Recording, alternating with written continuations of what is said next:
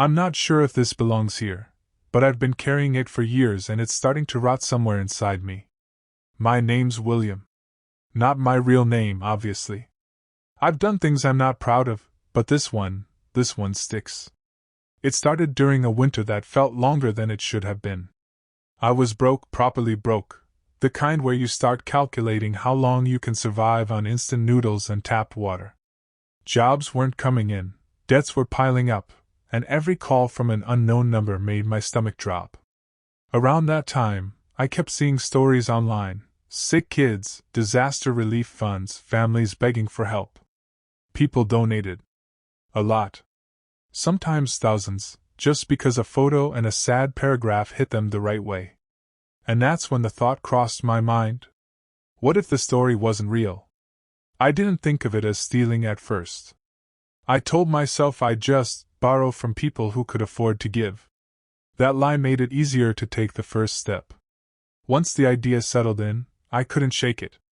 It stopped being a passing thought and started feeling like a plan. I told myself I wasn't the first person to notice how easy it was to trigger sympathy online. I'd just be smarter about it. I began with research. Hours of it.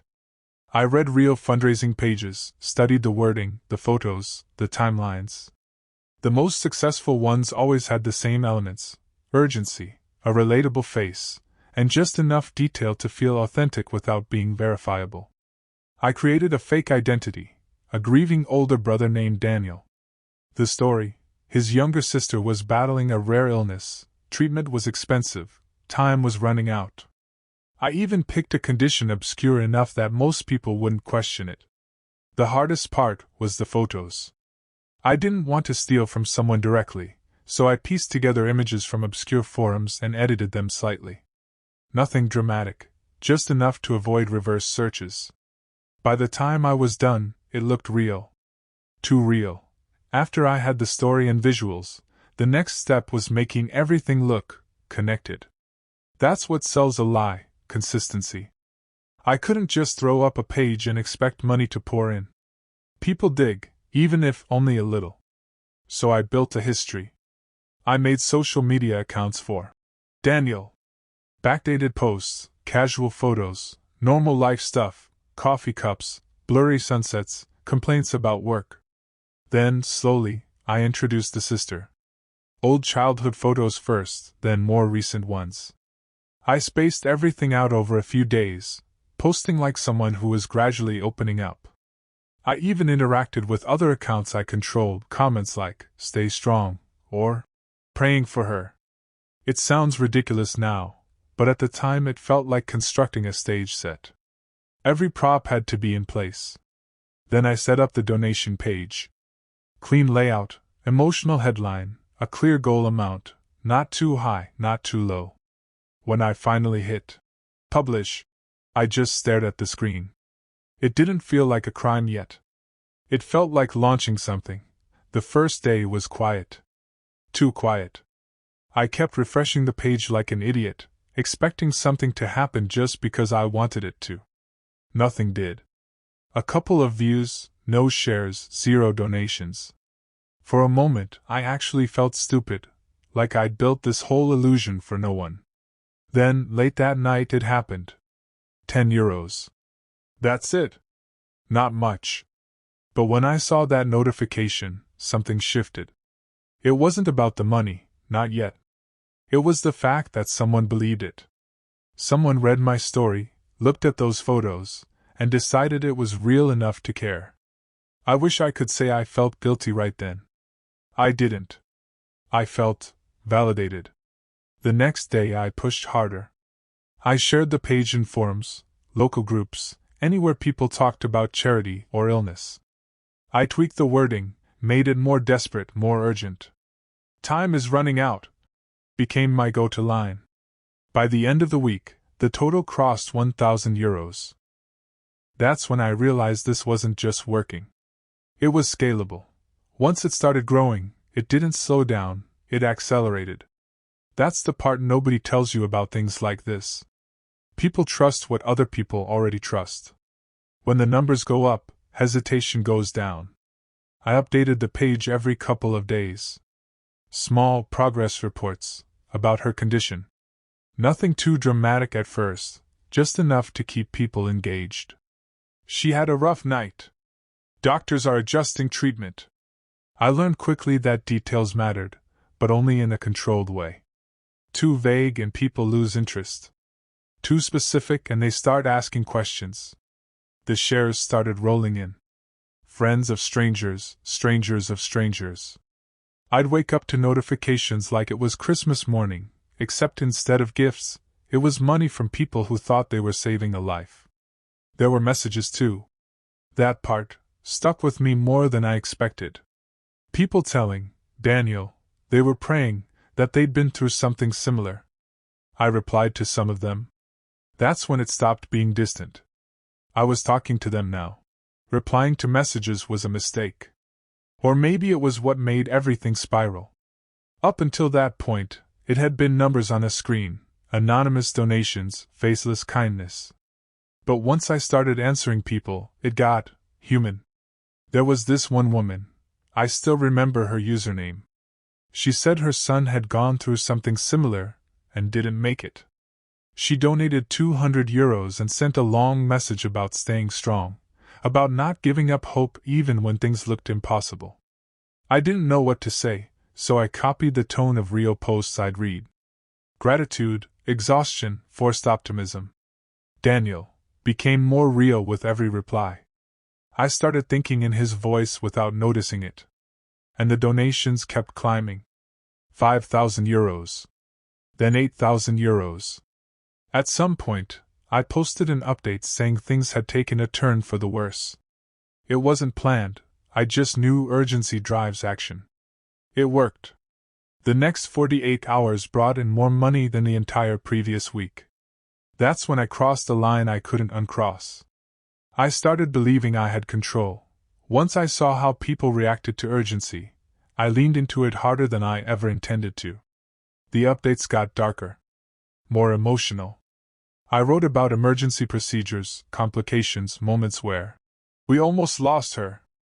Every post was calculated to pull something out of people. And it worked. Too well. The page started attracting attention outside the small circles I'd been targeting. A couple of mid-sized accounts shared it. Then a local blogger picked it up. Nothing huge, but enough to bring in waves of new visitors who had no reason to doubt anything. With that kind of visibility came pressure. People started asking questions, not aggressive ones, but curious ones. What hospital? Which doctor? Could they send gifts? One person even offered to visit. That's when the cracks started forming. I had to start dodging. Redirecting. Keeping answers vague without sounding suspicious. It felt like spinning plates. One wrong move and everything would come crashing down. But instead of pulling back, I doubled down. Because by then, the total had passed €15,000. And walking away felt impossible. The visit request didn't go away. That same person kept messaging, polite, persistent. They said they lived nearby and just wanted to drop off something small, maybe talk, show support. Nothing about it sounded suspicious, which somehow made it worse. I panicked. Up until then, everything existed safely behind a screen. But real-world contact? That was a different game entirely. I considered shutting everything down right there, posting some vague, thank you, and disappearing. But the money, it was nearing €20,000 at that point. So instead of stopping, I escalated. That's when things started unraveling faster than I could control. I gave a vague answer at first, something generic. But a day later, they came back saying they couldn't find any record of that department existing there. My stomach dropped. It wasn't an accusation, not yet. But it was close. And suddenly, every detail I'd invented felt fragile. Like it could collapse with one more question. I didn't sleep that night. Every possible outcome ran through my head, and none of them ended well. I kept thinking, just shut it down. Walk away. But the longer I waited, the worse it would look. So I did what I'd been doing from the start. I wrote my way out of it. The next update was the most dramatic one yet. I said there had been a sudden transfer to a specialized facility in another city. Complications, urgency, no time to explain properly. I made it chaotic on purpose, hoping confusion would bury the inconsistencies. And for most people, it worked. Messages flooded in again: support, donations, encouragement. The total passed €25,000. But that one person didn't back off. They replied again, more direct this time. Not hostile, just precise. Asking for confirmation, details, anything verifiable. That's when I made a mistake. I snapped back, defensive. Said they were adding stress during an already impossible situation. Tried to guilt them into silence. It worked, technically. They stopped replying. But something had changed. Because a day later, a new message appeared. From someone else. The new message was short. Too short. They said they'd been following the page for a while and noticed inconsistencies. Timelines that didn't quite match, details that seemed off. Nothing aggressive, just observant. The kind of message that makes you realize people have been paying closer attention than you thought. I felt it immediately, that shift. Up until then, I'd been controlling the narrative. But now it felt like the narrative was starting to control me. One person asking questions is manageable. 2. That's the beginning of a pattern. I checked the page obsessively, looking for signs. Comments, reactions, anything that hinted at doubt spreading. Most people were still supportive, still donating. But here and there, I started noticing it: small questions, subtle skepticism. Which hospital again? Is there an official update page? Nothing direct. Nothing that would scare others off. But enough to make me nervous. I tried to counter it with another emotional update, but it didn't land the same way. For the first time, I realized something uncomfortable. I was losing control of the story. The turning point wasn't dramatic. No big reveal, no single moment where everything blew up. It was slower than that, like watching a crack spread across glass. Someone posted a comment linking to one of the images I'd used. Said they'd seen it before on an old forum. At first I thought I could brush it off, coincidence, similar photo, whatever excuse fit. But then another person replied, adding more context. And just like that, the thread started growing. I tried to delete the comments, but screenshots had already been taken. Messages started coming in, not supportive this time. Confused. Suspicious. A few outright angry. I posted one last update, trying to regain control. Claimed misinformation, said people were attacking us during a critical time. But it sounded hollow, even to me. The donations stopped almost instantly. Within hours, the tone of the entire page shifted. People demanding explanations, asking where the money was going, threatening to report everything. That's when the adrenaline kicked in again. Not excitement this time. Panic. I didn't log off. That's the strange part. I should have. Any rational person would have shut everything down immediately. But I couldn't look away. It felt like watching a car crash in slow motion, knowing I was both the driver and the wreck. The comments kept coming. Angry ones hit first, people calling me a scammer, a liar, worse. But those weren't the ones that stuck. It was the disappointed ones. People who said they believed in me. Who shared their own stories. That woman, she messaged again. Not angry, just asking if any of it had been real. I didn't reply. I couldn't. Physically, I felt it too. My chest tight, hands shaking, that constant buzz of adrenaline that wouldn't go away. Every notification felt like a threat. I tried to justify it in my head, told myself no one was physically hurt, that people donate all the time without knowing where it goes. But it didn't land the same anymore.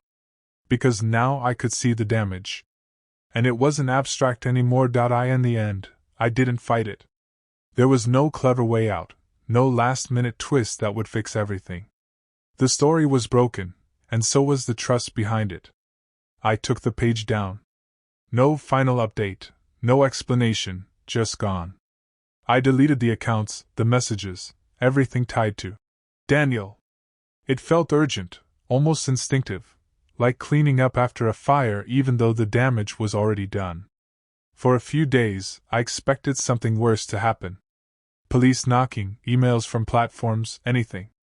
But nothing came. At least, not immediately. Maybe the amount wasn't big enough, or maybe people just moved on faster than I thought. The money was still there. That was the part one didn't know how to process. It didn't feel like a win anymore. It just sat in my account, heavy in a way money isn't supposed to feel. I couldn't spend it at first. Every time I thought about it, I saw the messages again.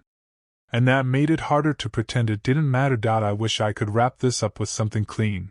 Say I gave the money back, or turned myself in, or had some big moment of redemption. The truth is messier than that. I kept the money. Not all at once, not in some reckless way. I used it slowly, quietly, like that would somehow make it less connected to what I did. It didn't. Every purchase carried a shadow of where it came from. What changed wasn't my situation, it was how I saw myself. Before this, I thought of people like me as obvious. Careless scammers, easy to spot. But I wasn't careless. I planned, adapted, paid attention. And that's exactly why it worked. That's also why it bothers me. Because it means anyone can slide into something like this if they justify it enough. So if there's anything to take from this, it's that small lies don't stay small. And once people believe you, really believe you, you're responsible for what you do with that trust. I wasn't.